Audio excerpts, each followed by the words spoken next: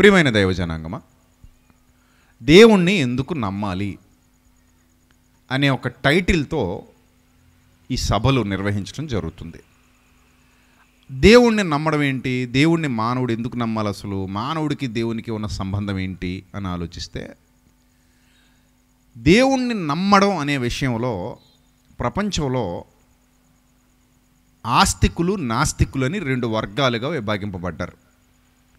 ఆస్తికుడు అంటే దేవుణ్ణి నమ్మేవాడు, నాస్తికుడు అంటే దేవుణ్ణి నమ్మనివాడు.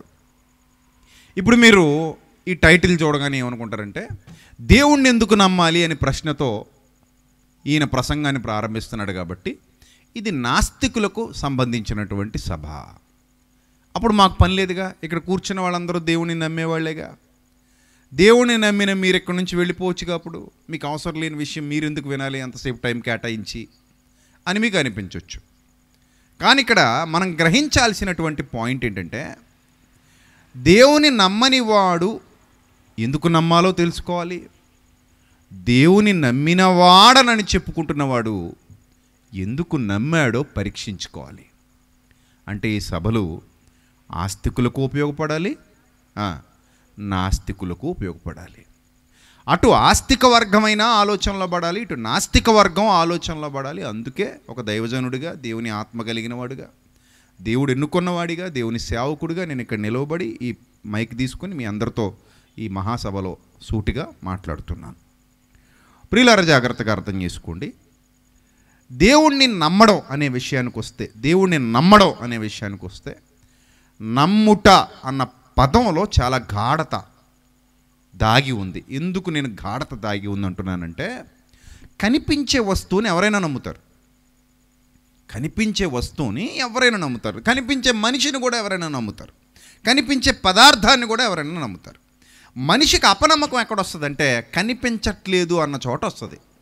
ఎందుకు వస్తుంది అంటే, అసలు ఉన్నారా లేరా అని, అసలు ఉందా లేదా, నిజమా కాదా, రుజువు ఏమైనా ఉందా అనే డౌట్ ఎప్పుడు పుడుద్ది. ఏమీ కనిపించట్లేదు, ఏమీ కనిపించినప్పుడు డౌట్ రావడం సహజమే. కానీ మనం తెలివైన వాళ్ళమా తెలివి తక్కువ వాళ్ళమా అని ఆలోచిస్తే, ప్రకృతిలో తెలివైన జీవి ఎవరైనా ఉన్నారు అంటే అది మనిషి ఒక్కడే. ఎందుకంత ఖచ్చితంగా చెప్తున్నానంటే, బాగా అర్థం చేసుకోండి. ఎందుకంత ఖచ్చితంగా చెప్తున్నానంటే, ప్రపంచంలో దాదాపుగా 84 లక్షల జీవరాశులు ఉన్నాయట. కోట్ల జీవరాశులు ఉన్నాయి. ఈ కోట్లాది జీవరాశుల్లో, లక్షలాది జీవరాశుల్లో మనిషి కూడా ఒక జీవరాశి అయితే, మనిషికున్నన్ని తెలివితేటలో ప్రపంచంలో ఇంకే జీవరాశికి లేవు. కుక్కలు కానివ్వండి, నక్కలు కానివ్వండి, పందులు కానివ్వండి, ఎలకలు కానివ్వండి, చుంచులు కానివ్వండి, ఈగలు కానివ్వండి, దోమలు కానివ్వండి, పాములు కానివ్వండి, ఏమైనా కానివ్వండి, వాటికి మెదడు ఉండొచ్చు, మనకంటే పెద్ద మెదడు ఉండొచ్చు. పోనీ ఏనుగులాగా మనకంటే పెద్ద ఆకారం ఉండొచ్చు, ఏనుగులకు మనకంటే ఎక్కువ పెద్ద ఆకారాలు ఉన్నాయి. సో ఇలాంటి ప్రపంచంలో ఇన్ని జీవరాశుల్లో బలమైనవి, దృఢమైనవి, చురుకైనవి, శక్తిగలవి, బలము గలవి, క్రూరమైనవి, సింహంలాగా, ఇలాంటివి ఎన్నైనా ఉండొచ్చు. కానీ తెలివైన వాడు ఎవరు అని అంటే ఖచ్చితంగా చెప్పాలి, తెలివైన వాడు మానవుడు ఒక్కడే. తెలివిగల జీవి మానవ ఆకారం మాత్రమే. మానవుడుకున్నన్ని తెలివితేటలో ప్రపంచంలో ఏ జీవికి లేవు. మిగిలిన జీవులు ఏవో ఆలోచించవలసి, దేవుడు ఉన్నాడా లేడా, పట్టించుకోకూడదు, మిగిలిన జీవులను పక్కన పెట్టేస్తే మానవుడు మాత్రం ఖచ్చితంగా ఆలోచించగలడు. ఎందుకు ఆలోచించగలడు అంటున్నానంటే, లేని దాన్ని ఎలా నమ్మాలి అనే ప్రశ్న ఒకవేళ మనిషికి వస్తే, నేను చెప్తున్నాను, బంగారం ఒకప్పుడు ఉందని మనిషికి తెలుసా? తెలీదు. ఎప్పుడు తెలిసింది? తవ్వితే తెలిసింది. ఇంతకీ తవ్వితే డైరెక్ట్గా బంగారం దొరికేసిందా? దొరకలా. అదొక రాయిలో ఉంది, రాయి మెరుస్తుంది, క్వార్జ్ అంటారు దాన్ని. ఆ రాయి పేరేంటి? క్వార్జ్. ఈ క్వార్జ్ అనే రాయి మెరుస్తూ ఉంటే ఇది ఎందుకు మెరుస్తుందని మనిషి ఆలోచించి దాన్ని కరిగించి అందులో నుండి బంగారం తీసిన బంగారాన్ని వస్తువులుగా మార్చి ఇప్పుడు రకరకాల వస్తువులు అమ్మి పడేస్తున్నాడు. మొత్తం షాపుల మీద షాపులు పెట్టేసాడు. దాని మీద పెద్ద బిజినెస్ జరుగుతుంది. దాన్ని ఇన్వెస్ట్మెంట్కి వాడుతున్నాడు. కొన్ని గవర్నమెంట్స్ అయితే డబ్బుకు బదులుగా బంగారాన్ని అవి ఆర్థిక కేంద్రాలుగా నిర్ణయిస్తాయి, అంటే పెట్టుకుంటాయి అన్నమాట. అంటే డబ్బు కాదు అవి దాచేది, బంగారం దాస్తాయి. ఎందుకు ప్రభుత్వాలు బంగారం దాస్తాయంటే నిల్వలు, ఆర్థిక నిల్వలు బంగారం రూపంలో చూపిస్తాయన్నమాట. ఈ విధంగా భూమిలో బంగారం ఉంది అని మానవుడు తెలుసుకున్న తర్వాత దాని మీద ఇంత పెద్ద సామ్రాజ్యాన్ని సృష్టించేశాడు. ఇక రెండోది క్రూడ్ ఆయిల్. క్రూడ్ ఆయిల్ అంటే ఈరోజు మనం వాడుతున్నటువంటి పెట్రోల్ కానివ్వండి, డీజిల్ కానివ్వండి, వాటిలో నుంచి వచ్చేటువంటి ఆ ముడి పదార్థం తారు కానివ్వండి, అదంతా శుద్ధి చేసిన తర్వాత వచ్చేదే తారు రోడ్లు వేస్తారు మనకి. ఈ తారు కూడా క్రూడ్ ఆయిల్లో నుంచి తీసిందే. ఇంకా తర్వాత వ్యాజిలిన్ కానివ్వండి, మనం కాళ్ళకి చేతులకి శీతాకాలంలో రాసుకునేటువంటి వ్యాజిలిన్ కానివ్వండి, ఇవన్నీ కూడా క్రూడ్ ఆయిల్లో నుంచి వచ్చేటువంటి ముడి సరుకులు. కిరసన్ ఆయిల్ కూడా ఇంచుమించు అందులోదే. ఇలా ఎన్నో ఈ క్రూడ్ ఆయిల్లో నుంచి బయటికి తీస్తారు. ఈ క్రూడ్ ఆయిల్ అనేది భూమి లోపల ఉండేది అని ఒకప్పుడు మనిషికి తెలీదు. నిజమిది తెలీదు. అసలు ఇది తెలిస్తే అరబ్ కంట్రీస్ ఎప్పుడో బాగుపడిపోయేవి. ఇప్పుడు దుబాయ్ కానివ్వండి, కువైట్ కానివ్వండి, ఖతార్ కానివ్వండి, సౌదీ కానివ్వండి, బహ్రెయిన్ కానివ్వండి, ఒమాన్ కానివ్వండి, అవన్నీ కూడా ఈరోజు అత్యంత అద్భుతమైన అభివృద్ధి చెందిన దేశాలుగా ఎడారి దేశాలు మారిపోయాయంటే దానికి కారణం వాళ్ళ భూగర్భాలలో వాళ్లకు దొరికినటువంటి పెట్రోల్ నిల్వలు, క్రూడ్ ఆయిల్ నిల్వలు. ఆ నిల్వలు ఎప్పుడైతే వాటికి భూగర్భంలో వాళ్ళకు దొరికాయో దాన్ని పైకి తెచ్చారు. చక్కగా ప్రపంచ దేశాలతో వ్యాపారాలు చేస్తున్నారు. ఈరోజు బండి నడవాలన్నా, కారు నడవాలన్నా, లారీ నడవాలన్నా, ట్రాక్టర్ నడవాలన్నా, ఒక ఇంజన్ నడవాలన్నా, జనరేటర్ పనిచేయాలన్నా, వీటన్నిటికీ ఏం వాడుతున్నాం మనం? పెట్రోల్ వాడుతున్నాంగా, డీజిల్ వాడుతున్నాం, పెట్రోల్ వాడుతున్నాం. సో ఇవన్నీ ఆ భూగర్భంలో నుంచి వెలికి తీసి, మనిషికి అప్పటి వరకు తెలియదండి. ఒక క్రూడ్ ఆయిల్ ఒకటి ఉంటుంది, దాన్ని శుద్ధి చేస్తే ఇందులోంచి ఇన్ని రకాలు బయటికి తీయొచ్చు, ఈ రకాలన్నీ తీసుకుని మనం అమ్ముకోవచ్చు. ఇంత పెద్ద బిజినెస్ మనం స్టార్ట్ చేస్తే కోట్ల రూపాయల డబ్బు మనం ప్రపంచం మీద నుండి సంపాదించుకోవచ్చు అని మనిషికి అర్థం అవ్వనంత వరకు చేపల వేట మీద బతికాయి అరబ్ కంట్రీస్. గద్దలను వాళ్ళు పూజించేవారు ఒక రకంగా. ఎందుకంటే గద్దలకు శిక్షణ ఇచ్చి వాటిని సముద్రాల మీదకి పంపించి అవి చేపలు పట్టుకొస్తే వాటిని వాళ్ళ దగ్గర వాళ్ళు తీసుకుని అవి కాల్చుకుని తినేవారు. ఇసుక నీళ్ళు దొరికేవి కావు. ఎక్కడో లోపల చిన్న బావులు, చిన్న బావులు ఉంటే అందులోంచి కొంచెం నీళ్లు తీసుకుని తాగడం, ఆ చేపలు దీన్ని బతకటం. అందుకే ఆ బాగ్దాద్, ఇరాక్ పరిసరాల్లో దొంగలు పుట్టుకొచ్చారు. అందుకే బాగ్దాద్ గజ దొంగలు అనే కథలు వచ్చాయి. ఈ దొంగలు సముద్రాల మీదకి వెళ్ళి సముద్రపు దొంగలుగా మారిపోయి ఆ ఓడలను దోచుకోవటం, పడవలను దోచుకోవటం తిండిలేక ఈరోజు వాళ్ళు కోట్లకు పొడగలెత్తిశారు. దుబాయ్ వెళ్తే ఇంద్రభవనాలు కనబడతాయి, భయంకరంగా ఉంటాయి ఆకాశ హర్మియానాలు. ఖతార్ వెళ్తే అసలు ఆ దేశమే ఒక అద్భుతం. కువైట్ వెళ్తే ఆ దేశమే ఒక అద్భుతం. మనోళ్ళందరూ అక్కడ పనికి వెళ్ళిపోతున్నారంటే వాళ్ళు మన వాళ్ళకి పనిస్తున్నారు. ఒకప్పుడు వాళ్ళు పని లేకుండా ఉండేవారు. ఇప్పుడు మన వాళ్ళందరూ పని కోసం ఆయా దేశాలకు, అరబ్ కంట్రీస్కి వెళ్ళిపోతున్నారు. అక్కడ పని చేసుకుని బతుకుతున్నారు. వాళ్ళు ఇచ్చే డబ్బులు, వాళ్ళకి పెట్టే భోజనం, ఆ తిండి తిని మన కుటుంబాలను పోషించుకుంటున్నటువంటి అక్క చెల్లెమ్మలు, అన్నదమ్ములు చాలామంది ఉన్నారు. ఒకప్పుడు వాళ్ళకి తెలుసా అంటే తెలీదు. భూగర్భంలో అంత విలువైన నిక్షేపాలు ఉన్నాయని, అంత విలువైన ఆయిల్ ఉందన్న సంగతి వాళ్ళకి తెలీదు. ఇప్పుడు నేను మిమ్మల్ని అడుగుతున్నాను, తెలియనంత మాత్రాన లేదా? ఉందా? వాళ్ళు అడుక్కు తిన్నప్పుడు కూడా భూగర్భంలో ఏముంది? ఆయిల్ ఉంది. ఆయిల్ ఉందన్న సంగతి తెలియక వాళ్ళు దొంగతనాలు చేశారు. ఆయిల్ ఉందన్న సంగతి తెలియక వాళ్ళు చేపల వేట మీద జీవనాన్ని కొనసాగించారు. వాళ్ళకి నిజంగా అప్పుడే అర్థమైపోయినట్టే ప్రపంచంతో అప్పుడే వ్యాపారాలు చేసేవారేమో. 1900 సంవత్సరంలో కూడా దుబాయ్ పరిసర ప్రాంతాల ఓల్డ్ ఫొటోస్ నేను అక్కడికి వెళ్ళినప్పుడు చూస్తుంటాను. ఆ ఓల్డ్ ఫొటోస్ చూస్తుంటే అనిపిస్తుంది అప్పటికి వాళ్ళు చిన్న అసలు మనకలా కూడా ఉండేవి కాదనమాట వాళ్ళ ఇల్లులు. అంత భయంకరమైన పరిస్థితుల్లో, దుర్భరమైన పరిస్థితిలో కాలం గడిపేవారు వాళ్ళు. ఆ ఒంట్లు వాళ్ళకి ఆధారం, ఆ ఖర్జూరం వాళ్ళకి ఆధారం, ఖర్జూరం చెట్లు, ఆ ఒంట్లు అవే ఆధారం వాళ్ళకి. ఎడారి బతుకులు. అలాంటి దుస్థితిలో నుంచి ఈరోజు ఒక మహా సామ్రాజ్యాలు నిర్మించుకోగలిగారంటే భూగర్భంలో దేవుడు ఉంచినటువంటి ఆ వనరులు ఒకప్పుడు లేవు, కానీ ఇప్పుడు ఉన్నాయి. అంటే మీకు అందరికీ నేను ఎందుకు చెప్తున్నానంటే కనబడనంత మాత్రాన లేదు అనడానికి లేదు.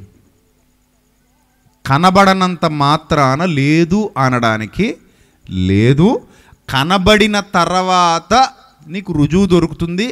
కనబడనంత మాత్రాన రుజువు లేదనడానికి వీలు లేదు. ఇప్పుడు నేను పాయింట్, అది బంగారం కానివ్వండి, పెట్రోల్ కానివ్వండి, దొరికాక వాటి విలువ తెలిసింది, దొరికాక వాటి గొప్పతనం తెలిసింది, వాడుకలోకి వచ్చాయి, అవి వెలుగులోకి వచ్చాక కనిపెట్టబడ్డాక అవి మనకు అర్థమయ్యాయి. ఇప్పుడు నేను మరొక విషయం చెప్తున్నాను. ఇప్పుడు దేవుడు కూడా అలాగే కనబడట్లేదు. దేవుడు ఏమవట్లేదు? కనబడట్లేదు. కనబడట్లేదు కాబట్టి లేదు, కనబడట్లేదు కాబట్టి లేడు, కనబడట్లేదు కాబట్టి లేడు అనే వాదన ఎవరైనా చేస్తే గాలి కూడా మనకు కనబడదు. మరి గాలి కూడా మనకు కనబడదు. కానీ ఈ ప్రకృతిలో గాలి ఒక భాగం. మనం పీలుస్తున్నాం, మనం ఆస్వాదిస్తున్నాం, మనకు తెలుస్తుంది. కంటికి కనబడద్దు అంటే కనిపించదు, కానీ ఉంది. కంటికి కనిపించదు, ఉంది. కానీ అప్పుడు మనిషి ఒక మాట అంటాడు, గాలి కనబడకపోవచ్చు కానీ స్పర్శ తెలుస్తుందిగా. గాలి కనబడకపోవచ్చు కానీ స్పర్శ ఏమవుతుంది? తెలుస్తుందా తెలియట్లేదా?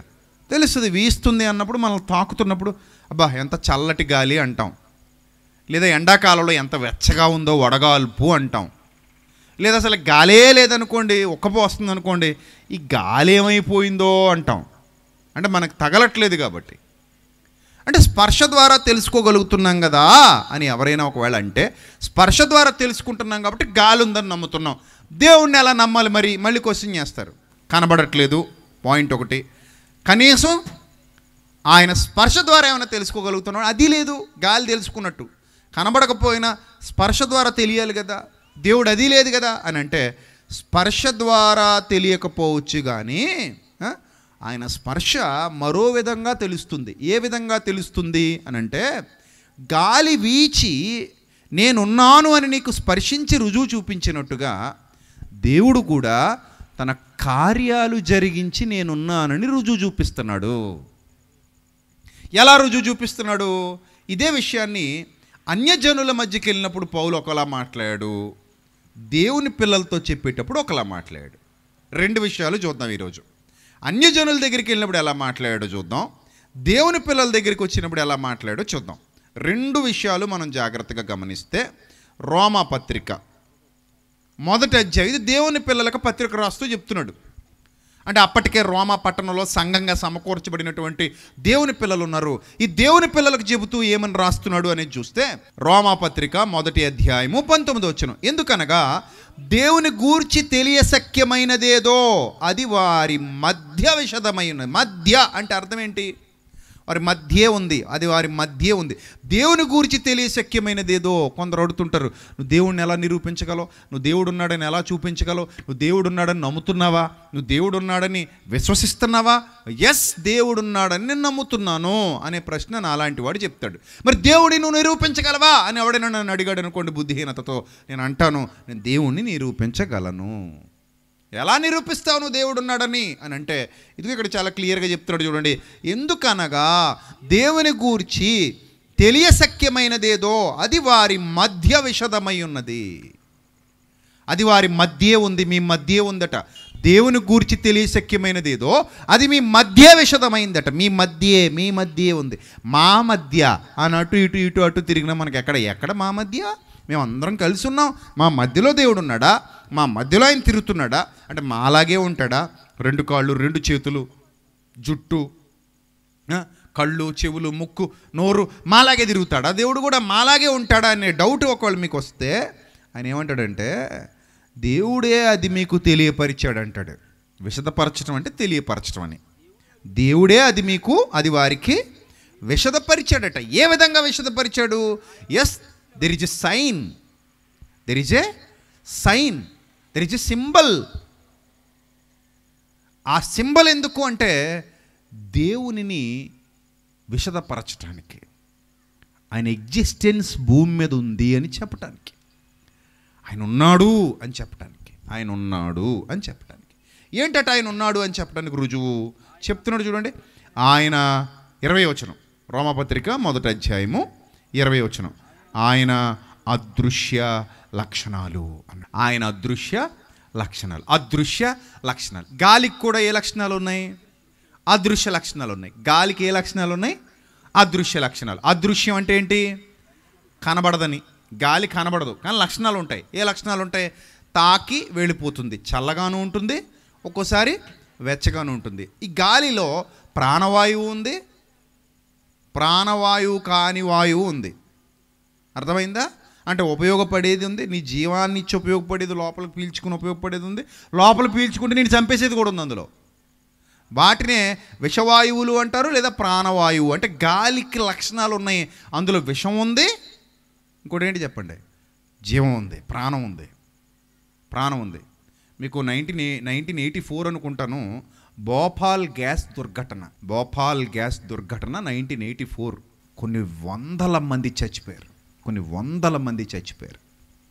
ఇప్పటికీ అక్కడ పుడుతున్నటువంటి పిల్లల్ని మీరు గమనిస్తే భోపాల్లో అంగవైకల్యంతో, మానసిక వైకల్యంతో పుడుతున్నటువంటి పిల్లలు, అంటే ఇన్ని సంవత్సరాలు, దాదాపు 40 సంవత్సరాలు అయిపోతున్నా కూడా ఇంకా ఆ గ్యాసు ప్రభావం వారి మీద నుండి తొలగిపోలేదు, ఆ ప్రాంతం మీద నుండి సంపూర్ణంగా వెళ్ళిపోలేదు. అంతగా ఆ భోపాల్ గ్యాస్ దుర్ఘటన, లీకేజ్ దుర్ఘటన పెద్ద విలయాన్ని సృష్టించింది, ప్రళయాన్ని సృష్టించింది, చాలామందిని పొట్టన పెట్టేసుకుంది. ఒక ఫ్యాక్టరీ నిర్లక్ష్యం, ఒక కంపెనీ నిర్లక్ష్యం, అక్కడి నుంచి వెలువడినటువంటి విషవాయువులు చాలా త్వరితంగా ప్రజల్లో వ్యాపించాయి, చాలామందిని చంపేశాయి. ఇప్పటికీ అది తలుచుకుంటే భారతదేశం గజగజ వణికిపోద్ది. అలాంటి ఒక దుర్ఘటన మన దేశ చరిత్రలో జరిగింది భోపాల్లో. అంటే విషవాయువు. అలాగే ప్రాణవాయువు. గాలి లక్షణాలలో చెడు ఉంది, మంచి ఉంది. గాలి స్పర్శలో చల్లదనం ఉంది, వెచ్చదనం ఉంది. ఇది అదృశ్య లక్షణాలు. ఇవన్నీ కూడా ఏంటట? అదృశ్య లక్షణాలు. అదృశ్యంగా ఉన్న గాలి మనిషిని ఏం చేస్తుంది? బతికింపజేస్తుంది. దీనికి రుజువు కావాలా? మీకు రుజువు కావాలంటే ముక్కు మూసుకుని అరగంట ఉండండి, సరిపోద్ది. అరగంట తర్వాత మీరు ఉండరు, ఇంకా మేము ఉంటాం. రుజువు కావాలి నాకు అన్నావా? ఇంకేం అక్కర్లేదు రుజువు. మూసేయి, మొత్తం మూసేయి, ముక్కు నోరు కూడా మూసేయి. ఎంతసేపు ఉండగలం అంతసేపు ఉంటుంది. ఓ పావుగంట ఉండి సరిపోద్ది. పావుగంట ఉండగలరేటే. సాధన చేస్తే ఓ 2 నిమిషాలు ఉండొచ్చు, లేదా 1 నిమిషంన్నర ఉండొచ్చు సాధన చేస్తే. ఇంకా బాగా సాధన చేసి 5 నిమిషాలు ఉన్నవాళ్ళు, 10 నిమిషాలు ఉన్నవాళ్ళు కూడా ఉన్నారు. నీళ్ళలో మునుగుతారు కదా వాళ్ళు, సాధన చేస్తుంటారు అనమాట. సో వాళ్ళు ఉంటారు, ఎక్కువసేపు ఉంటారు. Guinness book of world records 14 నిమిషాలు అనుకుంటాను ఒక వ్యక్తి గాలి పీల్చుకోకుండా ముక్కు నోరు మూసుకొని 14 నిమిషాలు నీటిలో ఉన్నాడు. గిన్నిస్ బుక్లో ఎక్కాడు. మనం ఏ బుక్లో ఎక్కుతాం? 14 నిమిషాలు ఉంటాయి. గవర్నమెంట్ హాస్పిటల్లో శవాల రిజిస్టర్ బుక్లో ఎక్కుతాం. అప్పుడు మీకు డెత్ సర్టిఫికేట్ ఇచ్చే బుక్ ఉంటుంది కదా, మరణ ధృవీకరణ పత్రము. ఎందుకు ఈమెకు మరణ ధృవీకరణ పత్రం ఇస్తున్నారు? 14 నిమిషాలు ముక్కు నోరు మూసుకుని మొత్తానికి పోయింది. అందుకని ఎందులో ఎక్కించాం? గిన్నిస్ బుక్లోనా, డెత్ రికార్డ్స్లోనా? డెత్ రికార్డ్స్లో. సో 1 నిమిషం ఉండొచ్చు, ఒక 2 నిమిషాలు ఉండొచ్చు, అదేం పెద్ద విషయం కాదు. 2 నిమిషాల పైనే ఉండొచ్చు, ఉండాలనుకుంటే సాధన చేస్తే. సరే, ఇప్పుడు నీకు రుజువు దొరికేసిందా దొరకలేదా? గాలికి రుజువు దొరికేసిందా? కనబడని గాలికి రుజువు దొరికిందా లేదా? దొరికింది. ఎక్కడ దొరికింది? ఇక్కడే దొరికింది. మన ముక్కులోనే దొరికింది. కనబడదు అనుకున్నాను కానీ ఏం చేస్తుంది? నిలబెడుతుంది. కనబడందే నన్ను ఏం చేస్తుంది? నిలబెడుతుంది. నేను నిలబడ్డానికి కారణం కనబడందే. కనబడని దానివల్ల నేనేమయ్యాను? నిలబడ్డాను. కనబడని దానివల్ల నేనేమయ్యాను? మళ్ళీ చెప్పండి. నిలబడ్డాను. నేను నిలబడ్డానంటే కనబడంది కారణం. ఇది మీకు బాగా అర్థమైతే మరి మనందరం నిలబడ్డానికి కూడా కనబడని వాడే కారణం. కనబడేవాడు కారణంగా సుమా, కనబడని వాడి వల్లే మనం నిలబడ్డాం. ఆయన వల్లే మనం నిలబడ్డాం. ఆయన కనబడ్డు కానీ మనం నిలబెట్టాడు, కనబడకుండా నిలబెట్టాడు. అందుకే ఇక్కడ అన్నాడు అదృశ్య లక్షణాలు అన్నాడు. గాలి అదృశ్య లక్షణం అయితే దేవుడు కూడా అదృశ్య లక్షణమే. అదృశ్య లక్షణం. శక్తులు ఎప్పుడు కనబడవండి. అన్ని శక్తులు ఎప్పుడు కూడా ఏమవో కనబడవు. శక్తులు కనబడవు. కనబడకుండానే శక్తి ప్రభావం వెలువడుతుంది. ఉదాహరణకి సూర్యశక్తి కనబడుతుందా, వెలువడుతుందా? వెలువడుతుంది. సూర్యుడి నుంచి శక్తి వెలువడుతుంది. అక్కడెక్కడో కొన్ని కోట్ల కిలోమీటర్ల దూరంలో ఉన్నటువంటి సూర్యుడు భూమిని మండిస్తున్నాడు. ఎక్కడి నుంచి ఎక్కడికి మండిస్తున్నాడంటే ఆ శక్తి వెలువడుతుంది. కనబడకుండా ఆ శక్తి ఏమవుతుందమ్మా? వెలువడుతుంది. ఇది మీకు బాగా అర్థమైతే దేవుని అదృశ్య లక్షణాలు అన్నాడా? దేవుని ఏ లక్షణాలట? అదృశ్య లక్షణాలు. అదృశ్యుడైన దేవుడు కొన్ని లక్షణాలు కలిగి ఉన్నాడట. ఆయన అదృశ్య లక్షణాలు అనగా అని మొదలుపెట్టాడు. ఏవేంటంటే అవి, ఆయన నిత్య శక్తి కలిగి ఉన్నాడట. ఏ శక్తి అట?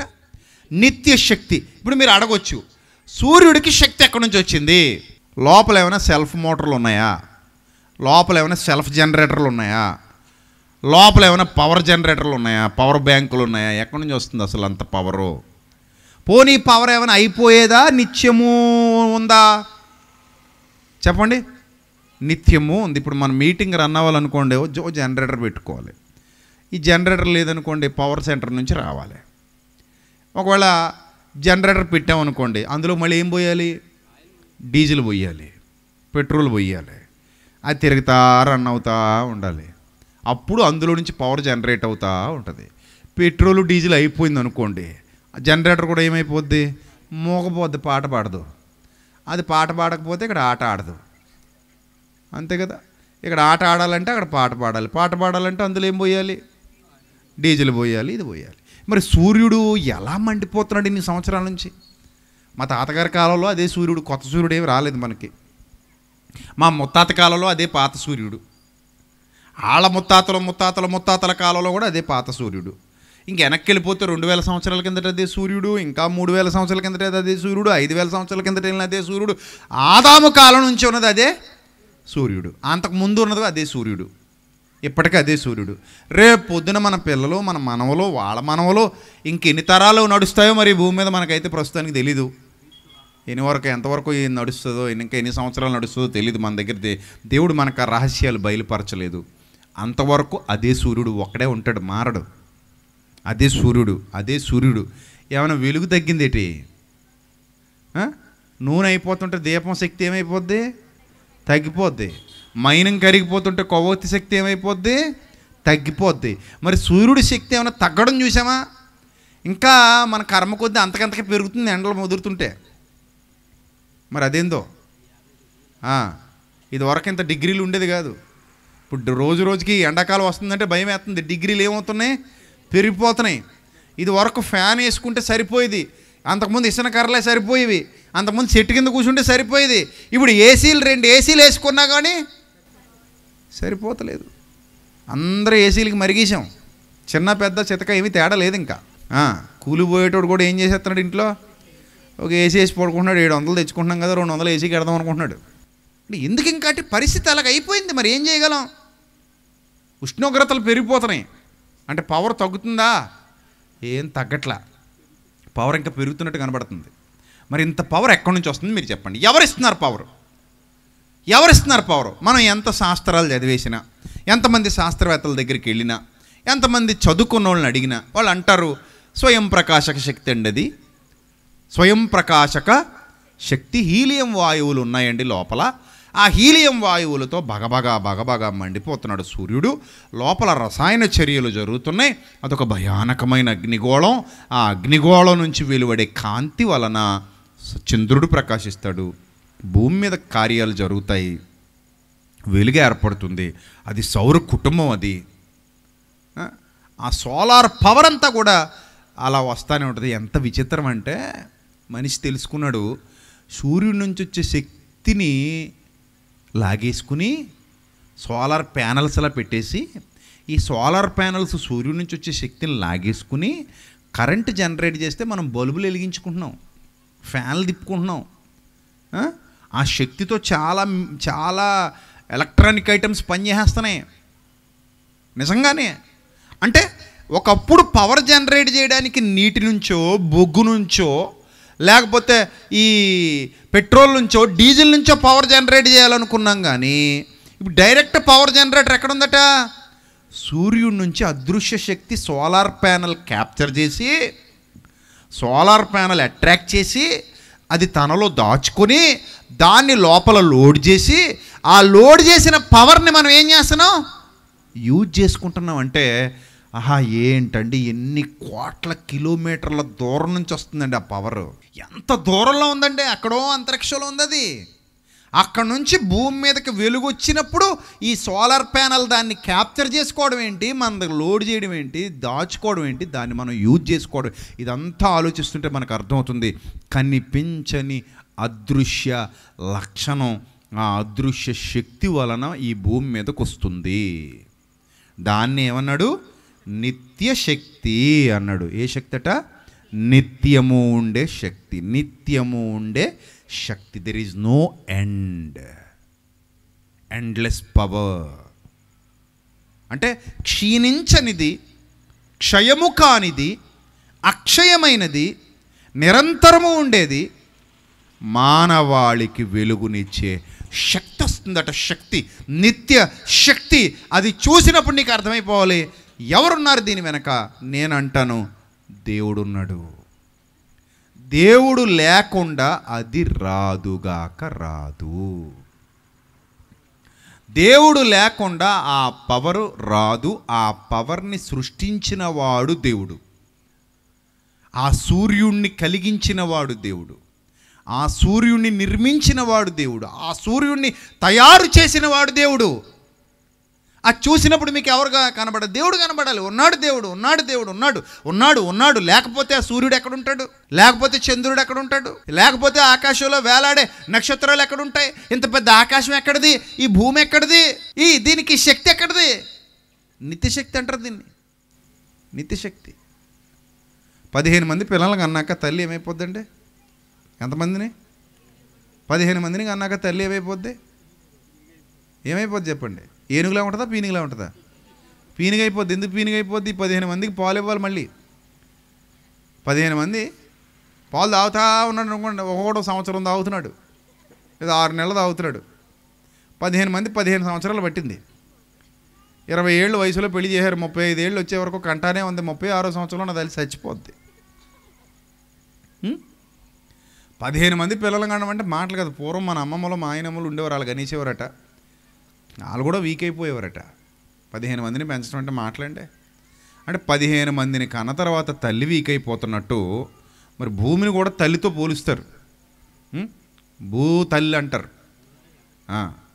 మరి భూమి కూడా బిడ్డలగా అంటుంది. ఏ బిడ్డలగా అంటుంది? ఏటనుకుంటున్నారు? భూమిగానే బిడ్డలు, భూమిగానే బిడ్డలు. ధాన్యం భూమిలో నుంచి పుట్టేవన్నీ భూమిగానే బిడ్డలే. భూమిలో నుంచి ధాన్యం పుడుతుందా, పుట్టట్లేదా? గోధుమలు పుడుతున్నాయా? పైర్లు పుడుతున్నాయా? వనరులన్నీ పుడుతున్నాయా? ఫలాలు వస్తున్నాయా? మనం తినే ప్రతి ఫలానికి తల్లి ఎవరు? కన్నదెవరు? ప్రతి ఫలాన్ని కన్నదెవరు? భూమికి అన్నది. మనం అందులో విత్తనం నాటాం. ఆ విత్తనాన్ని భూమి తీసుకుని దానికి శక్తినిచ్చి, దానికి బలాన్నిచ్చి, దానికి జీవాన్నిచ్చి, దాన్ని చచ్చేలా చేసి, ఆ గింజ పగలగొట్టి, ఆ గింజలో నుంచి ఒక మొలక తీసుకొచ్చి, ఆ మొలకను మొక్కగా మహావృక్షంగా మార్చేసి, ఒక కొబ్బరికాయ కానివ్వండి, ఒక మామిడికాయ కానివ్వండి, ఒక తాటికాయ కానివ్వండి, ఒక ఆనపకాయ కానివ్వండి, ఒక బీరకాయ కానివ్వండి, ఒక దొండకాయ కానివ్వండి, ఒక తోటకూర కానివ్వండి, పాలకూర కానివ్వండి, కొత్తిమీర కానివ్వండి, ఏదైనా కానివ్వండి, వంకాయ కానివ్వండి, టమాటా కానివ్వండి, ఉల్లిపాయ కానివ్వండి, బంగాళాదుంప కానివ్వండి, ఆలుగడ్డ, ఏదైనా కానివ్వండి, ఇవన్నిటికీ తల్లి ఎవరు? మరి ఒక రకంగా ఆలోచిస్తే భూమి. భూమే తల్లి. అంటే ఎలా తల్లి? మనకు ఎలాగైతే మన తల్లి గర్భం ఉందో దానికి కూడా ఏ గర్భం అంటాం? ఏ గర్భం అంటాం చెప్పండి? భూగర్భం అంటాం. ఆ భూగర్భంలో నుంచే బస్తాలు బస్తాలు ఆలుగడ్డలు వస్తున్నాయి, బస్తాలు బస్తాలు ఉల్లిగడ్డలు వస్తున్నాయి, బస్తాలు బస్తాలు వంకాయలు, బస్తాలు బస్తాలు టమాటాలు, బస్తాలు బస్తాలు ఆనపకాయలు. ఒకటా రెండా? పోనీ ఎన్ని సంవత్సరాల నుంచి కంటానే ఉంది. ఎంత ధాన్యం, ఎంత ధాన్యం! ఎకరానికి 40 బస్తాలట. ఎన్ని లక్షల ఎకరాలు ఉన్నాయండి మన భారతదేశంలోనే. ప్రపంచం అంతా ఎన్ని లక్షల ఎకరాలు ఉండుంటాయి.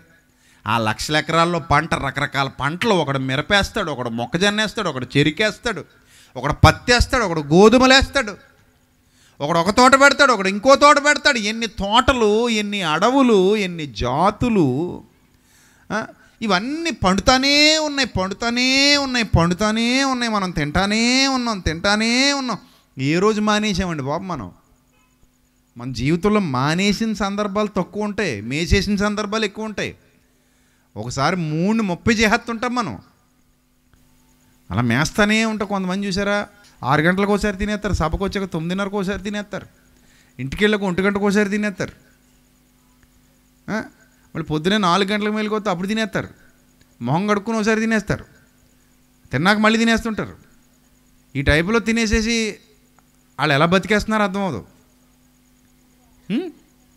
వాళ్ళని చూస్తే అనిపిస్తుంది వీళ్ళు పుట్టిందే దేనికి, వీళ్ళు పుట్టిందే దేనికి, తినడానికి. ఎందుకు పుట్టావురా నువ్వు? తినడానికండి. ఎందుకు పుట్టావమ్మా నువ్వు? తినడానికండి. ఈ తిండోళ్ళకి కూడా యూట్యూబ్ వచ్చాక ఒక అవకాశం దొరికింది పాపం, ఫేస్బుక్ వచ్చాక. వాళ్ళలో ఉన్న కళని, వాళ్ళలో ఉన్న టాలెంట్ని బయటెట్టుకోవడానికి ఏం దొరికింది వాళ్ళకి? యూట్యూబ్, ఫేస్బుక్లో ఒక అవకాశం, ఇన్స్టాగ్రామ్ ఒక అవకాశం. కావాలంటే మీరు చూడండి, ఆ పేర్లు కూడా చిత్రంగా ఉంటాయి. ఏముండదు, ఇంత పళ్ళు వేసుకుంటారు, ఆ పళ్ళు నిండా గొట్లా పోగేసుకుంటారు.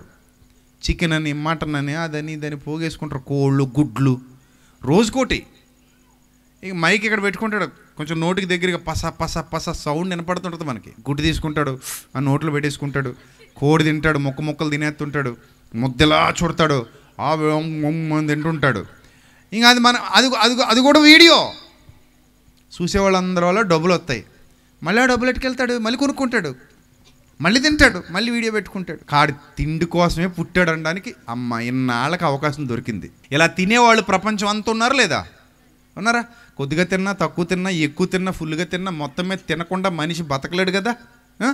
వారి కడుపే వారి దేవుడు అన్నట్టు. సరే, తింటున్నారు. ఏమండి, భూమిని చూస్తుంటే ఆశ్చర్యం వేస్తుంది. వాళ్ళు తింటానే ఉన్నారు, ఈమెకి అంటానే ఉంది. భూమికి అంటానే ఉంది, మనిషి తింటానే ఉన్నాడు. భూమి కంటుంది, మనిషి తింటున్నాడు అంటే మనకు అర్థం కావాలి. దీన్ని ఏ శక్తి అంటారు చెప్పండి? ఇప్పుడు ఏ శక్తి అంటారమ్మా దీన్ని? చెప్పాలి, ఏ శక్తి అంటారు దీన్ని? నిత్య శక్తి. ఏ శక్తి? నిత్య శక్తి. అంటే ఎప్పుడూ ఉండే శక్తి, తగ్గదనమాట ఇంకది. కానీ నువ్వు అలా కంటే చచ్చిపోతావు. అదే చెప్పాను నీకు. నువ్వు అలా కంటే ఏమైపోతావు? చచ్చిపోతావు. కానీ ఇది నిత్యమూ కంటోంది, నిత్య శక్తి. అలాగే సముద్రాలు చూడండి, సముద్రాలు చేపల్ని పుట్టిస్తున్నాయి. చేపలు అక్కడే ఏంతాయి, చేపలు అక్కడే గుడ్లు పెడతాయి, చేపలు అక్కడే వృద్ధి పొందుతాయి. సముద్రాల నిండా చేపలు. రోజుకి ఎంతమంది వేటకెళ్తారో, ప్రతి దేశం సముద్రం మీదకి వెళ్ళి ఏం చేస్తుంది? వేటాడుతుంది. ప్రతి దేశంలో వేటకారులు ఉన్నారు, మత్స్యకారులు ఉన్నారు.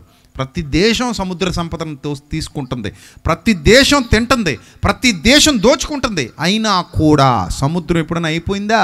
మన ఊరు ఉరసేరు పెట్టి పట్టెత్తి అయిపోవడానికి అవదది. ఎంత వేసినా ఇంకా అలాగే ఇస్తానే ఉంటుంది. జల సంపద, మత్స్య సంపద, చేపలు, రొయ్యలు, పీతలు, ఇంకా అలాగే ఇస్తానే ఉంటుంది. ఎన్ని కోట్ల మంది మనుషులు ఎంత తిండి తినేసినా అది ఇంకా ఏంతానే ఉంది సముద్ర సంపదని. మనం తింటానే ఉన్నాం. అవదది. ఎందుకు అవదంటే ఏ శక్తి అట?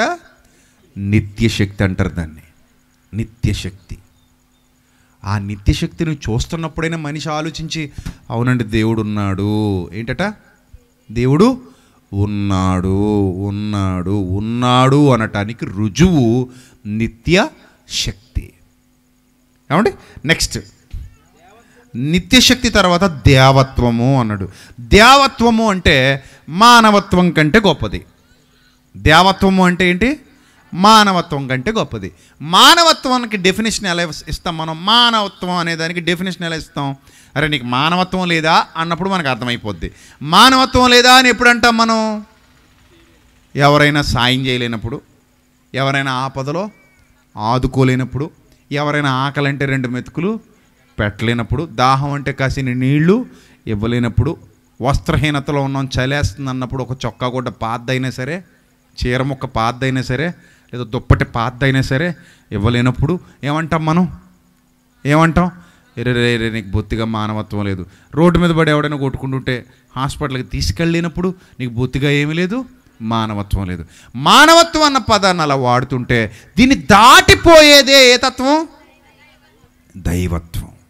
ఈ మానవత్వాన్ని దాటిపోయేది దైవత్వం. ఈ దైవత్వానికి డెఫినేషన్ ఒక్క మాటలో చెప్తాను, జాగ్రత్తగా వినండి. మంచివారి మీద చెడ్డవారి మీద సూర్యుడు ఉదయిస్తున్నాడు. సూర్యుడు ఉదయించడానికి గల కారణం ఏంటి? నిత్యశక్తి గురించి మాట్లాడుకున్నాం, ఓకే. కానీ ఆ నిత్యశక్తి సూర్యుల్లో నుండి జనరేట్ అవ్వడం వల్ల మనం బతుకుతున్నాం కదా, దానికి కారణం ఏంటి?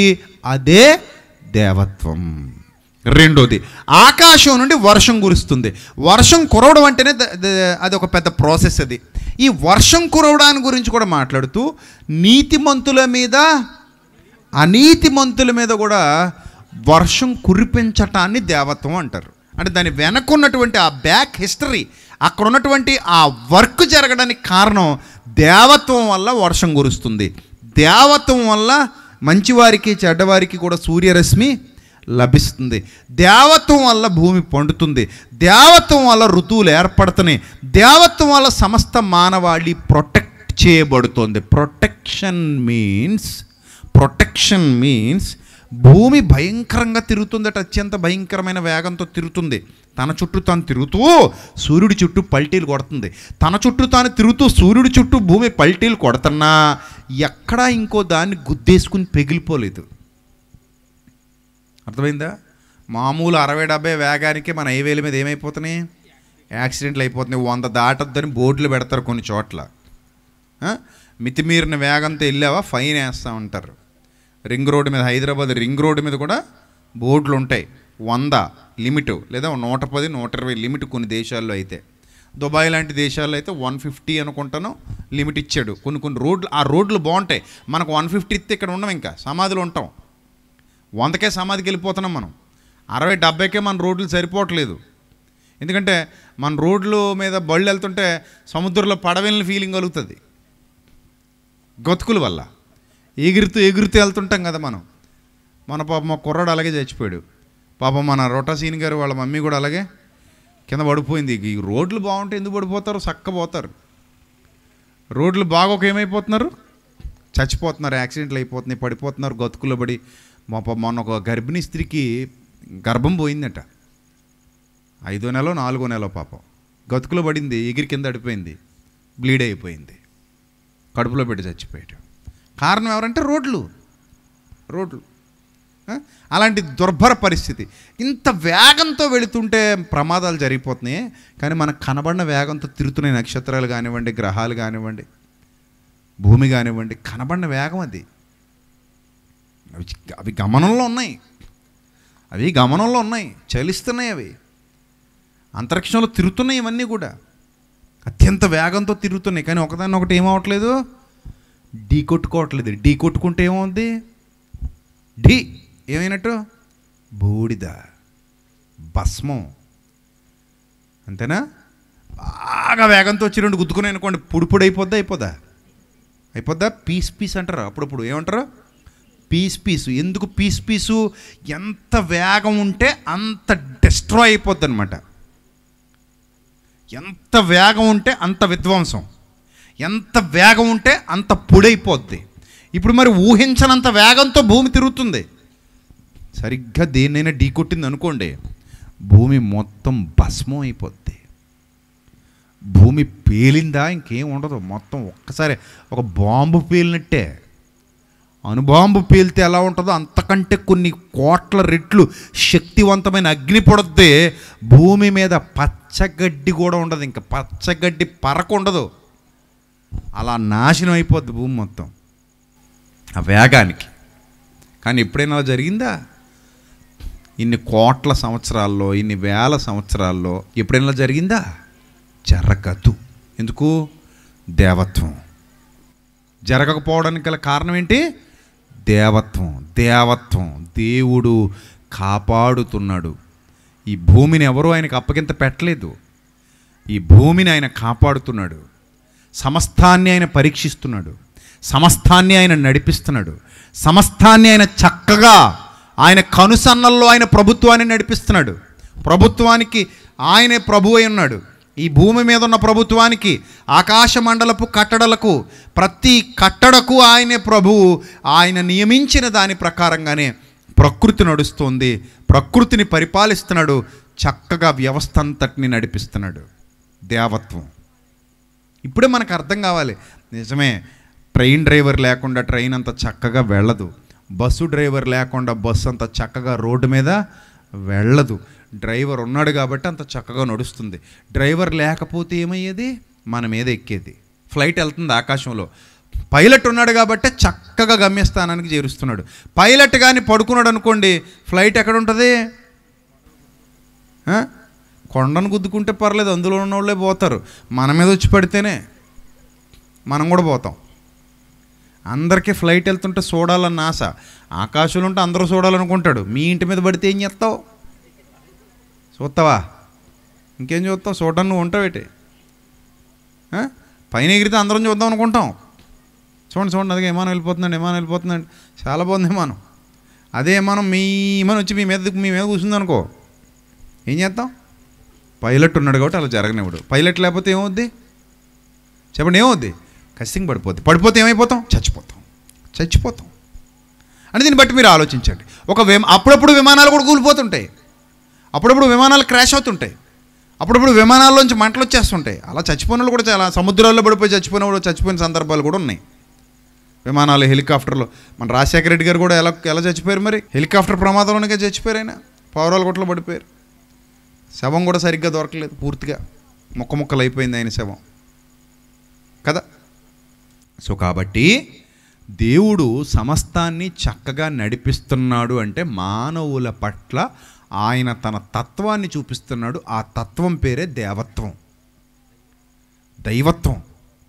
ఆ దైవత్వంలో గొప్పతనాన్ని మనకు చూపిస్తూ, నాయన దేవుడు ప్రేమాస్వరూపి, ఆయన దేవత్వం మానవత్వం కంటే గొప్పది. మానవత్వానికి కూడా ఒక లిమిట్ ఉంటుందేమో ఇవ్వడానికి, దేవత్వానికి దేర్ ఈజ్ నో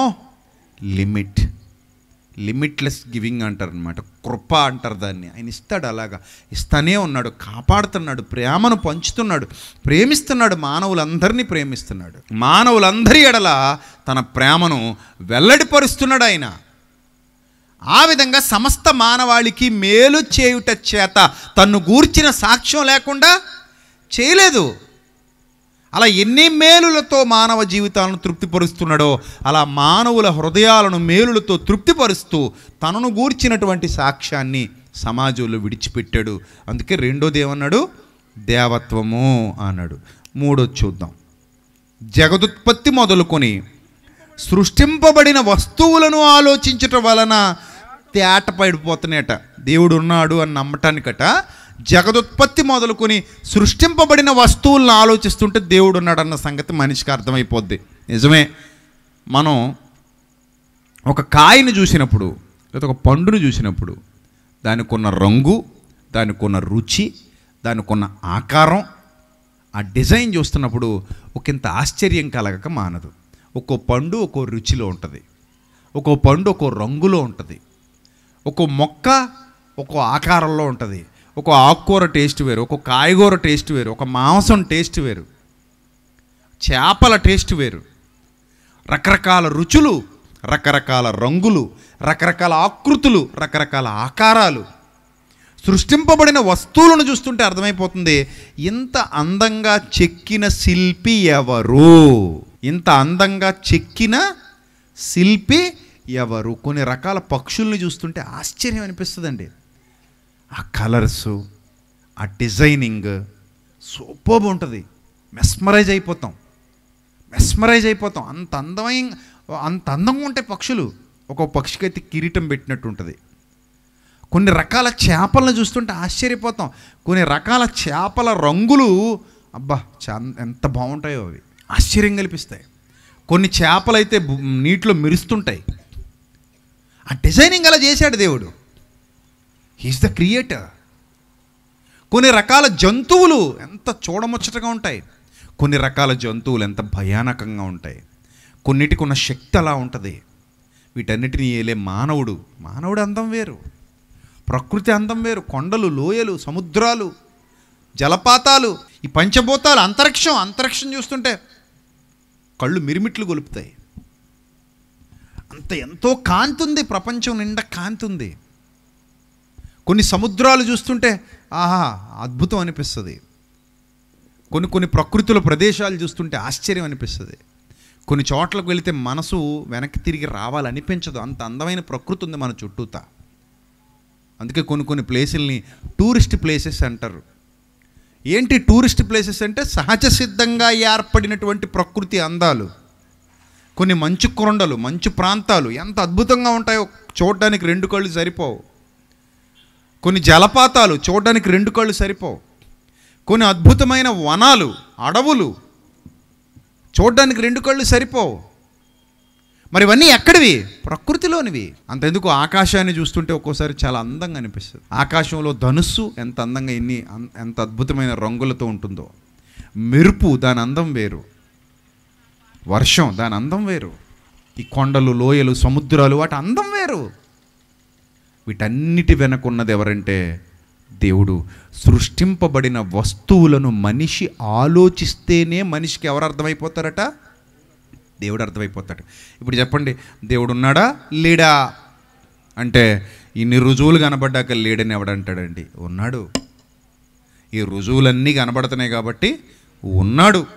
ఇదిగో మీకు అక్కడ ఎదురుగా ఒక ఇల్లు కనబడుతుంది. ఆ ఇల్లు కట్టిన మేస్త్రి ఉన్నాడా అంటారా లేనంటాడా? ఉన్నాడా లేడా? ఇక్కడ ఉన్నాడా లేడా అని కాదు నేను అడిగేది. భూమి మీద ఉన్నాడా లేడా అని కాదు నేను అడిగేది. అసలు ఆ ఇల్లు కట్టడానికి మేస్త్రి అనేవాడు ఉన్నాడా లేడా అని అడుగుతున్నాను. చెప్పండి, ఉన్నాడంటారా లేడంటారా? లేడని అనగలరా ఎవరైనా? ఇప్పుడు లేడండి అని ఎలా చెప్పగలం అంటే, ఇప్పుడు అక్కడ లేడు కాబట్టి లేడండి. ఏది ఉంటే చూపించమనండి. ఇంటి దగ్గర ఎక్కడ ఉన్నాడు? మేడ మీద ఉన్నాడా? బెడ్రూమ్లో ఉన్నాడా? వంటగదిలో ఉన్నాడా? బాత్రూంలో ఉన్నాడా? ఎక్కడున్నాడు చూపించమనండి. ఇప్పుడు ఎందుకు ఉంటాడు అక్కడ? కట్టకముందు ఉంటాడు, కట్టేశాక పోతాడు. కట్టేశాక అక్కడ ఉండడు. అలాగే దేవుడు కూడా ప్రకృతిని చేసేశాక ప్రకృతిలో ఉండడు, పరలోకంలో ఉంటాడు. ఆయన ఎక్కడ ఉంటాడు? పరలోకంలో ఉంటాడు. ప్రకృతిని చేసేశాడు, చేసేసి ప్రకృతిలో ఆయన ఉండడు. ఆయన ప్రకృతిలో నివసించేవాడు కాడు. ఆత్మరూపిగా ఉన్నాడు, శక్తిగా ఉన్నాడు, నిత్య శక్తిగా ఉన్నాడు. అందుకని ఆయన అక్కడ ఉండడు. ఆయన వెళ్ళిపోయాడు. ఆయన ఎక్కడ ఉన్నాడు? పరలోకంలో ఉన్నాడు, భూమి మీద లేడు. అలాగే ఇల్లు కట్టిన మేస్త్రి ఆ ఇంట్లో ఉండడు, కట్టేసి వెళ్ళిపోతాడు. కట్టేసి వెళ్ళిపోయినంత మాత్రాన లేడని కాదు, ఆయన కనబడనంత మాత్రాన, ఇంటి మీద ఆయన బొమ్మ లేనంత మాత్రాన, ఆయన పేరు రాయినంత మాత్రాన ఆ మేస్త్రి కట్టలేదని కాదు. అర్థమైందా? ఇప్పుడు ప్రతి ఇంటి మీద కట్టిన మేస్త్రి పేరు ఉండాలా ఏంటి? ఉండాలా? మరేంటి?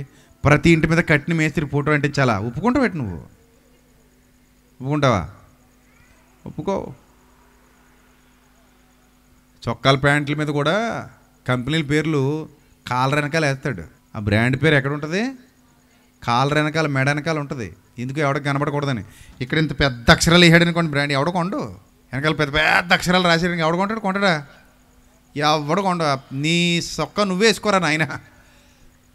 ఈడు ఇంత పెద్ద అక్షరాలు రాసేవాడు నాయన, మాకు వద్దని వదిలేస్తాం. అవునా కదా? బ్రాండ్ పేరు ఎంత ఉంటే చిన్నది వేసుకుంటాడు ఆడే, అది కూడా వెనకాల కనబడకుండా. కనబడేలాగా అయితే కొనమని. ఈ మధ్య ఇంకా కొంతమంది తెగించి కొంచెం డిజైన్లో కలిపేసి వాటిని సింబల్లో కలిపేసి జేబులకి వాటికి వీటికి వేస్తున్నారు. అది కూడా కొంతవరకే మనం తీసుకుంటున్నాం. కనబడదు. కనబడినంత మాత్రం లేడని కాదు. ఇప్పుడు అక్కడికి వెళ్ళి భలే మొలుసుకొచ్చిందండి మీ ఇల్లు భూమిలోంచి అన్నాం అనుకోండి, ఆ ఇంటికి వాళ్ళు ఏమంటారు? ఇటు మొలుసుకొచ్చిందా? నువ్వు కూడా బాగానే మొలుసుకొచ్చావు భూమిలోంచి, నువ్వు కూడా పేడ పురుగులాగా నువ్వు కూడా భూమిలోంచి బాగానే మొలుసుకొచ్చావు అన్నారు అనుకుంటే ఒప్పుకుంటామా? మనం ఎలా మొలుసుకొస్తామండి? అమ్మకు అన్నదండి మనల్ని, అమ్మ నాన్నకు అన్నారు మనల్ని. అలాగే ఇల్లు కూడా దాని అంతటా ఏం రాలేదు, మొలుసుకొని రాలేదు. దాన్ని కూడా ఏం చేశారు? ఎవరో కట్టారు. ఒక మేస్త్రి ప్లాన్ వేసి, ఒక ఇంజనీర్ ప్లాన్ వేసి, చక్కగా కూలీలు పనిచేసి కట్టారు. గోల్కొండ కోట ఉంది, ఎవరో కట్టారు. తాజ్మహల్ ఉంది, ఎవరో కట్టారు. చైనా వాల్ ఉంది, ప్రపంచ వింతల్లో ఒక వింత, ఎవరో కట్టారు. ఎన్ని వింతలు, ప్రపంచంలో వింతలు ఇవి, వండర్స్ కట్టారు. తాజ్మహల్ కానివ్వండి, చైనా వాల్ కానివ్వండి, కట్టారు ఎవరో. అలాగే మనకు దగ్గరలో ఉన్న హైదరాబాద్ గోల్కొండ కోట చాలా మంచి కోట. అది ప్రపంచం వింత కాదు కానీ అది కూడా ఒక అద్భుతమైన కట్టడం. కట్టారు ఎవరో. కట్టకుండా ఎలాగొస్తుంది? కట్టకుండా రాదు కదా. కట్టారు కాబట్టి వచ్చింది, బాగుంది. అలాగే ప్రకృతిలో చాలా చోట్ల చాలా వింతలు విడ్డూరాలు కనబడుతున్నాయి. ఎవరు కట్టారు చెప్పండి? ఎవరు కట్టారు? దేవుడు కట్టాడు. ఎవరి కోసం కట్టాడు? మానవుడి కోసం కట్టాడు. కట్టడం మాత్రమేనా? మెయింటెనెన్స్ కూడా చేస్తున్నాడు. మేస్త్రి కట్టేసిపోతాడు, మెయింటెనెన్స్ మనకు వదిలేస్తాడు. మేస్త్రి ఏం చేస్తాడు? కట్టేసిపోతాడు. ఒకవేళ ఫ్లాట్లు అమ్మాడు అనుకోండి బిల్డరు, ఫ్లాట్లు మనకి అమ్మేసిపోతాడు, ఇక మళ్ళీ కనబడ్డాడు బిల్డరు. అందరికీ అమ్మేసేసి మీలో మీరు ఒక మనిషిని ఎట్టుకుంటారు అబ్బాయిలు అని చెప్పేసి, ఇంక మెయింటెనెన్స్ మీదే అని చెప్పేసి మనకు వదిలేసిపోతాడు బిల్డరు. కానీ మెయింటెనెన్స్ కూడా చేసేవాడు ఎవరు? దేవుడు. ఎవరికి ఇవ్వలేదండి. ప్రకృతిని కలిగించి మానవుని చేతికి ఇచ్చి వీటిని మీరు ఏలండి అని ఏలికలుగా చేసి ఆయన మెయింటెనెన్స్ అధికారం మాత్రం ఆయన కింద పెట్టుకున్నాడు. సూర్యుని చేసి నీ చేతికి అప్పగిస్తే ఇంకేమైనా ఉందా? ఎప్పటికి నాశనం చేసేద్దు, అమ్మేద్దు ఎంతకో అంతకి. చంద్రుడిని చేసి నీ చేతికి అప్పగిస్తే ఇంకేమైనా ఉందా? ఇంట్లో తెచ్చి కట్టేద్దు. గేదెని కట్టేసినాడు దొడ్లో కదా. నక్షత్రాలు నీ చేతికి ఇస్తే ఇంకేమైనా ఉందా? భూమిని మన చేతికి ఇచ్చినందుకే నాశనం చేసేసాం. గ్లోబల్ వార్మింగ్ అంటున్నారు ఇప్పుడు. తొందరలో ఏమైపోద్దో తెలీదు. చాలా నాశనం చేశారండి భూమిని, కలుషితం చేశారు. ఒక 60-70 ఏళ్ళు పోయాక ఇంత సంతోషంగా మనం బతికినట్టు మన పిల్లలు బతకరేమో అనిపిస్తుంది. ఎందుకంటే పరిస్థితులు తారుమారైపోతున్నాయి. భూమిని చాలా నాశనం చేశారు. ఇప్పటికే దానిలో ఉన్న సారం నాశనం చేసేసి, కలుషితం చేసేసి, పొల్యూట్ చేసేసాం. అందుకే పాట రాశాను కదా, ఓ మనిషి, ఓహో మనిషి, నీ చేతలు బాగుండుంటే ఈ చేతులు కడిగేదుందా? ఓ మనిషి, ఓహో మనిషి, నీ హృదయం బాగుండుంటే ఈ ముఖమును కప్పేదుందా? నడిసంద్రంలో మునిగాక ఓడలు చేద్దామా? చేతులు కాలిన తరువాత ఆకులు పట్టుకుందామా? స్వార్థం నిలువున నిండి ప్రకృతి పాడు చేశామా? కూర్చుని ఉన్న కొమ్మను నరికి దుఃఖిస్తున్నామా? ఓ మనిషి, ఓహో మనిషి. ఆ పాట రాసి ఇప్పుడు కరోనా టైంలో రాశాను అది. ధనమే దేవుడని మనిషి డబ్బును కొలిచాడు, ప్రాణము కొనగలడా ఇప్పుడు? మరి అంతే కదా. నా దగ్గర చాలా డబ్బు ఉందండి, మండపేట మొత్తం కొనేయగలను అన్నాడట. కానీ ఆక్సిజన్ అందక మండపేట హాస్పిటల్లో చచ్చిపోయాడట కరోనాలో. మరి ఏమనాలి ఇప్పుడు? అందుకే ధనమే దేవుడని మనిషి డబ్బును కొలిచాడు, ప్రాణము కొనగలడా ఇప్పుడు? ప్రపంచ వేదికపై నేనే రాజును అన్నాడు, క్రిములకు భయపడుతున్నాడు. ఆస్తి ఎంతున్న, ధనము ఎంతున్న, పదవి ఏదైనా ఏముంది? మరణ సమయాన ధనము అక్కరకు రాదనే నిజము తెలిసింది. ఎవడు ఉన్నోడు ఎవడు లేనోడు వ్యాధి గర్వాన్ని అణిచింది. సాటి మనుషులకు సాయపడమంటూ దైవ నియమాన్ని నేర్పింది. ఓ మనిషి, ఓహో మనిషి, నీ చేతలు బాగుండాలి, నీ హృదయం బాగుండాలి. సో ఈ పాట భావమే అది. ఈ పాట భావమే అది. విచిత్రం అంటే నేను రాసిన పాటలు నేనే మర్చిపోతుంటాను రాసి మీకు ఇచ్చేసి. సో ఆ పాటల భావం అర్థమైతే దేవుడు ఉన్నాడు, సమస్తాన్ని ఆయనే నడిపిస్తున్నాడు, మనిషికి భోజనం పెడుతున్నాడు, మనిషిని కాపాడుతున్నాడు, మనిషిని సంరక్షిస్తున్నాడు, ఇవన్నీ కనిపించకుండా ఉండి చేస్తున్నాడు. అందుకే అదృశ్య దేవుడు అన్నాం ఆయన్ని. ఏ దేవుడట? కంటికి కనిపించడండి, ఆయన కనిపించకుండా అన్నీ చేస్తున్నాడు. కనిపించే దాంట్లో ఎక్కడ దేవుడు లేడండి. ఉన్నాడు అనుకుంటే అది మనం వెర్రితాను, అది మనం పిచ్చితాను. కనిపించే వాటిలో ఎక్కడ ఎవరు లేరు? దేవుడు లేడు. కనిపించే వాటిలో ఎక్కడా దేవుడు లేడు. కనిపించకుండా దేవుడు ఉన్నాడు. కనిపించే వాటిలో లేడు, ఉండడు. అదే సొలొమోను చెప్తాడు, ఆయన హస్తకృతాలయములలో నివసింపడు అంటాడు.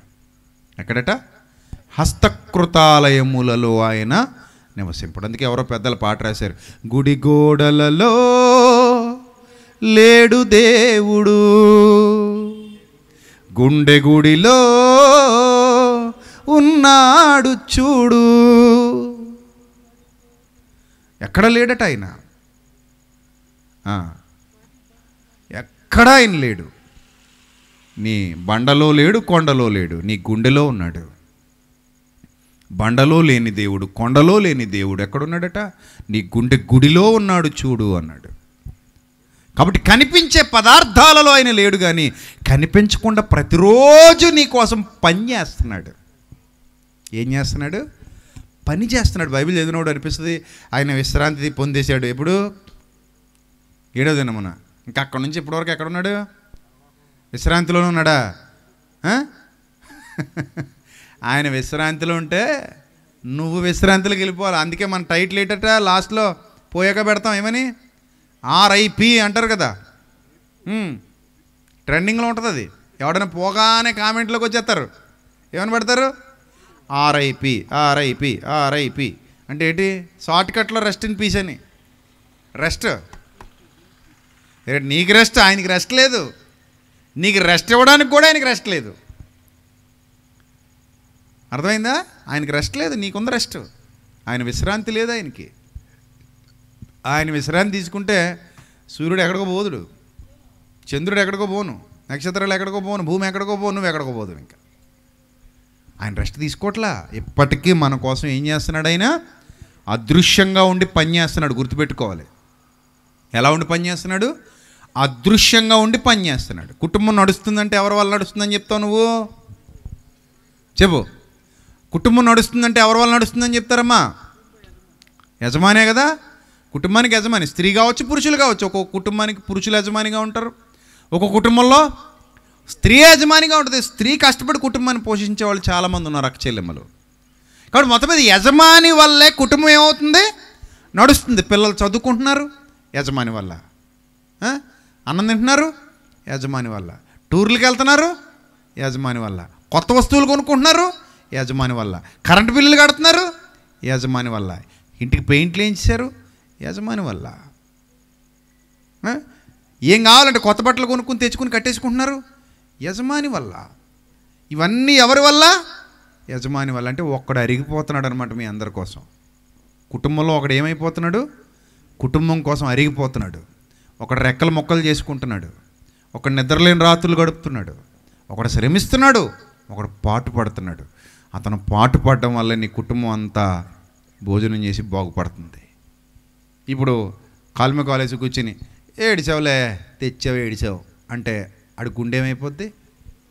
పగిలిపోద్దా? ఏడిచావులే, పంది కూడా పోషిస్తుంది పిల్లల్ని అందట ఒక ఆవిడ ఎవరో. పంది కూడా ఏం చేస్తుందట? పిల్లల్ని పోషిస్తుందా? తప్పు కదా? కృతజ్ఞత ఉండాలి కదండి. పొద్దున సాయంత్రం దాకా రెక్కలు ముక్కలు చేసుకుని నానా పాటలు పడి నానా శ్రమలు అనుభవించి ఇబ్బందులు పడి ఆళ్ళతో వీళ్ళతో తిట్లు తిని ఆరోగ్యం పనంగా పెట్టి ఆర్నెస్లో శ్రమించి నా పిల్లలు బాగుండాలి, నా భార్య బాగుండాలి, నా కుటుంబం భద్రంగా ఉండాలని కష్టపడి ఇంటికి తెచ్చేవాడు. తాగుబోతులు దరిద్రుల గురించి మాట్లాడతలేస్తుమా నేను? వాళ్ళు ఎలాగే ఎదవలే, వాళ్ళు వదిలేయండి. రోడ్డు మీద తాగేసి పడిపోతుంటారు, పెళ్ళం దగ్గర డబ్బులు పట్టిపోతుంటాడు కొట్టేసి, పనికిమాలినోడు. అసలు మనిషే కాదు, వదిలేండి, పక్కన పెట్టండి అలాంటి వాడిని. రొద్దు అనమాట అది, పొలుగాయ. ఆ రద్దు మనుషుల గురించి నేను మాట్లాడలేను, బాధ్యత గల వ్యక్తుల గురించి మాట్లాడుతున్నాను. ఇంత కష్టపడి తెచ్చి ఇంటి దగ్గర పెట్టి పోషిస్తుంటే ఒక్క మొక్కలో గాలి తీసేస్తుంటారు కొంతమంది. తెచ్చావులే, మా బావగారిని చూడు ఎంత సంపాదిస్తున్నాడో, నీ బతుకే మా అక్క హాయిగా సుఖపడుతుంది అంటారట. నీకంటే చిన్నోడైనా మా మధ్యగారిని చూడు, మరి ఆ మధ్యగారిని చేసుకోలేకపోయావా? ఈయన ఎందుకు చేసుకున్నావు? లేకపోతే మీ చెల్లిని చంపేసి ఆ మధ్యగారిని చేసుకో, దరిద్రం వదిలిపోద్ది. అసలు ఇలాంటి మాట్లాడే వాళ్ళకి మరి సిగ్గు ఉంటుందో ఉండదో, ఎందుకు మాట్లాడతారో తెలియదు. ఇలాంటి వాళ్ళు రెచ్చగొడుతుంటారు. ఇంకాను చేసేవాడిని చేయనివ్వరు, తెచ్చేవాడిని దానివ్వరు, ఇంకా తిడుతుంటారు, రెచ్చగొడుతుంటారు, బాధ పెడుతుంటారు, ఇబ్బందులకు గురి చేస్తుంటారు. జగడగుండోళ్ళు ఉంటారు కొంతమంది అక్కడక్కడ. అందరూ కాస్తుమా, కొందరు ఉత్తమరాళ్ళు ఉంటారు, కాదని నేను అన్ను. గుణవతులు ఎవరాళ్ళు? గుణవతి అయిన భార్య దొరుకుట అరుదు. నేను అదురు తెప్పించే వాళ్ళ గురించి మాట్లాడుతున్నాను, అరుదు గురించి కాదు. అరుదు గురించి మాట్లాడలేదు నేను, అదురు గురించి మాట్లాడుతున్నాను. అదురు ఇంటికి వెళ్ళలోకి అది వచ్చేస్తుందండి బాబు. ఇంటికి వెళ్ళాలంటే ఏమొచ్చేస్తుందట? అదురు వచ్చేస్తుందండి బాబు. గుణవతి కాదండి బాబు, ఇదో రకంవతి. సో అక్కడ అలాంటి వాళ్ళు ఉంటారు. చాలా తప్పండి. కృతజ్ఞత ఉండాలి. తింటున్నామంటే ఏముండాలి? యజమాని పట్ల ఏముండాలి? కృతజ్ఞత ఉండాలి. యజమాని పట్ల విధేయత ఉండాలి. యజమాని పట్ల కనీసం గౌరవం ఉండాలి. కనీసం బాధ్యత గల యజమాని గురించి మాట్లాడుతున్నాను నేను. బాధ్యత లేనోడి గురించి బాధ్యత గల యజమాని. నాన్న ఫీజు కట్టాలి నాన్న, నేను చూసుకుంటానమ్మా. నాన్న పుస్తకాలు కొనాలి నాన్న, నేను చూసుకుంటానమ్మా. నాన్న సైకిల్ కావాలి నాన్న, నేను చూసుకుంటానమ్మా. నాన్న స్కూటర్ కావాలి నాన్న, నేను చూసుకుంటానమ్మా. నాన్న పలానా వస్తువు కావాలి నాన్న, నేను చూసుకుంటానమ్మా. నాన్న క్రిస్మస్ వచ్చేస్తుంది, బట్టలు కావాలి నాన్న, నేను చూసుకుంటానమ్మా. నాన్న బెల్ట్ కావాలి, నాన్న షూ కావాలి, నాన్న క్లిప్పులు కావాలి, నాన్న డప్పులు కావాలి, చెప్పులు కావాలి. ఈ తిప్పలన్నీ ఎవరు పడాలి? నాన్న పడాలి, నేను చూసుకుంటానమ్మా. సీటీలు తెచ్చుకున్నమ్మా, ఆడితో తిట్లు తింటానమ్మా. ఆ సీటీలన్నీ నేను కట్టుకుంటానమ్మా, నువ్వు మ్యాటీలు వేసుకు తిరిగమ్మా అని నాన్న ఉన్నాడు ఒకడు. ఆ నాన్న పడతాడు ఈ పోట్లన్నీ. మీ నాన్నకు మేకప్ అంతా పోద్దు, నువ్వు మేకప్ వేసేస్తావు మీ నాన్న డబ్బులతో. నీకోసం కష్టపడడానికి మీ నాన్నకి ఎండలో తిరిగి మేకప్ అంతా ఏమైపోద్ది? పోద్ది. ఆ డబ్బులతో, ఆ రక్తాన్ని చెమటగా మారి తెచ్చిన డబ్బులతో నువ్వేం వేసి తిరుగుతావు? చక్క మేకప్లు వేసి తిరుగుతావు. నువ్వు పౌడర్ కరక్కుండా తిరుగుతావు చక్క అని బాధలు పడేవాడు ఎవరు? నాన్న. కనబడ్డు, కష్టం కనబడదు. ఇంటికి వస్తాడు, ఇంటి నుంచి వెళ్తాడు, ఏం పాటలు పడుతున్నాడు నీకేం తెలుసు? పోయాడు, వచ్చాడు, తెచ్చాడు, మనం తిన్నామా, పడుకున్నామా, అంతే అయిపోయింది. కానీ ఎండనక, వాననక, చలనక మరిగిపోతుంటారు కొంతమంది. అలాగే దేవుడు కూడా కనిపించని నాన్న. ఇప్పుడు ఈ కనిపించే నాన్న గురించి ఎందుకు చెప్పానంటే, కనిపించే నాన్న అర్థమైతే కనిపించని నాన్న కూడా అర్థమవుతాడు. కనిపించే నాన్న అర్థం కాని వాళ్ళకే కనిపించని నాన్న కూడా ఏమవడు? అర్థం కాడు. నేను భూ సంబంధమైన సంగతులు మీతో చెప్పినప్పుడు మీరు గ్రహించని ఎడలా, పర సంబంధమైన సంగతులు నేను మీతో చెప్పినప్పుడు మీరు ఎలాగూ గ్రహింపగలరు అన్నాడు యేసుక్రీస్తు ప్రభువారు యోహాను సువార్తలో. కాబట్టి భూ సంబంధమైన సంగతులు కొంత అర్థమైతే పర సంబంధమైన సంగతులు ఇంకా బాగా అర్థమవుతాయి. కాబట్టి భూ సంబంధమైన సంగతులు అర్థం చేసుకునే ప్రయత్నం చేయండి. కనిపించకుండా మీకోసం ప్రయాస పడుతున్నాడు మన కన్న తండ్రి. మన కన్న తండ్రి. ఆయన అదృశ్య లక్షణాలు ఉన్నాయి, నిత్యశక్తి ఉంది, దేవత్వం ఉంది. సృష్టింపబడిన వస్తువుల్ని మీరు జాగ్రత్తగా ఆలోచిస్తుంటే అవన్నీ మీకు ఏమైపోతాయి? అర్థమైపోతాయి. దేవుడు ఉన్నాడు అనటానికి అవన్నీ రుజువు. ఒకసారి అపోస్తుల కార్యాలు 14వ అధ్యాయము 15వ వచనం. అయ్యలారా, మీరెందుకు ఎలాగూ చేయుచున్నారు? మేము కూడా మీ వంటి స్వభావము గల నరులమే. మీరు ఈ వ్యర్థమైన వాటిని విడిచిపెట్టి, వ్యర్థమైనవంటే ఏంటి? పదార్థాలు. అందులో ఏమీ లేవు, అందులో ఏముండదు, దెయ్యం ఉండదు, దేవుడు ఉండడు, ఏముండదు, ఒట్టిది. అదేంటది? వట్టిది. అందులో ఏముండదు, వ్యర్థమైనవి అని పౌలు అన్నాడంటే దాని అర్థం ఏంటి? యూజ్లెస్. ఎక్కడ లేడు దేవుడు. కనిపించే పదార్థాల్లో ఉండడు దేవుడు. దేవుడు మానవుడి హృదయంలో ఉంటాడు. కనిపించని ఆత్మశక్తిగా ఉన్నాడు, కానీ కనిపించే పనులు చేస్తున్నాడు. కనిపించని దేవుడు ఏం చేస్తున్నాడు? కనిపించే పనులు చేస్తున్నాడు. కనిపించని నాన్న పొద్దున వెళ్ళిపోయాడు, రాత్రికి వచ్చాడు, కానీ ఇంట్లో వస్తువులన్నీ నాన్న పెట్టిన భిక్షే. నాన్న లేకుండా ఇల్లుందా? లేదు. నాన్న లేకుండా బట్టలు ఉన్నాయా? లేవు. నాన్న లేకుండా వంట ఉందా? లేదు. అమ్మ గురించి మాట్లాడమంటే అది వేరే మాడదాం.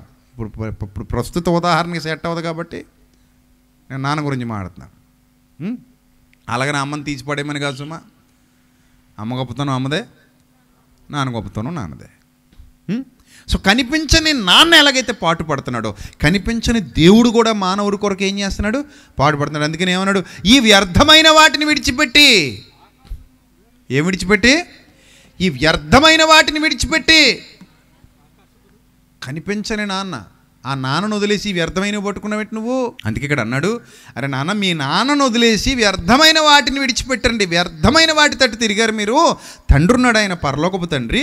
మీరు ఈ వ్యర్థమైన వాటిని విడిచిపెట్టి ఆకాశాన్ని, భూమిని, సముద్రాన్ని, వాటిలో ఉండు సమస్తాన్ని సృజించిన, నీకు జన్మనిచ్చిన జీవము గల దేవుని వైపు తిరగాలని మీకు సువార్త ప్రకటిస్తున్నాం. ఇది కూడా సువార్తే. ఆయన వైపు తిరగాలి, ఆయన అర్థం చేసుకోవాలి, ఆయన నమ్మాలి, ఆయన తెలుసుకోవాలని చెప్పటం కూడా ఏంటట? సువార్తే. మీకు సువార్త ప్రకటిస్తున్నాం అని చెప్తాడు. ఆయన్ని పరిచయం చేసేటప్పుడు ఎలా పరిచయం చేస్తాడో తెలుసా? 17వ వచనంలో ఆయన ఆకాశం నుండి మీకు వర్షం పనిచేస్తున్నాడు. కనిపించని తండ్రి, కనిపించకుండా పనిచేస్తున్న తండ్రి.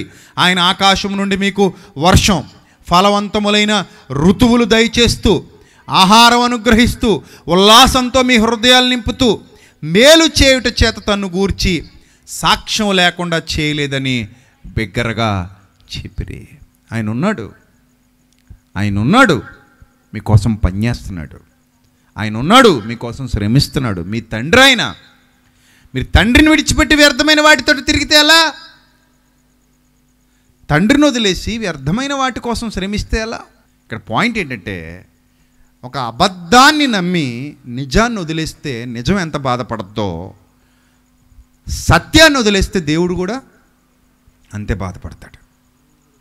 అందుకే జీవము గలవాని వైపు తిరగండి. ఆయన కనిపించని తండ్రి. మీ తండ్రి మీకోసం కనిపించకుండా ఏం చేస్తున్నాడు? పని చేస్తున్నాడు.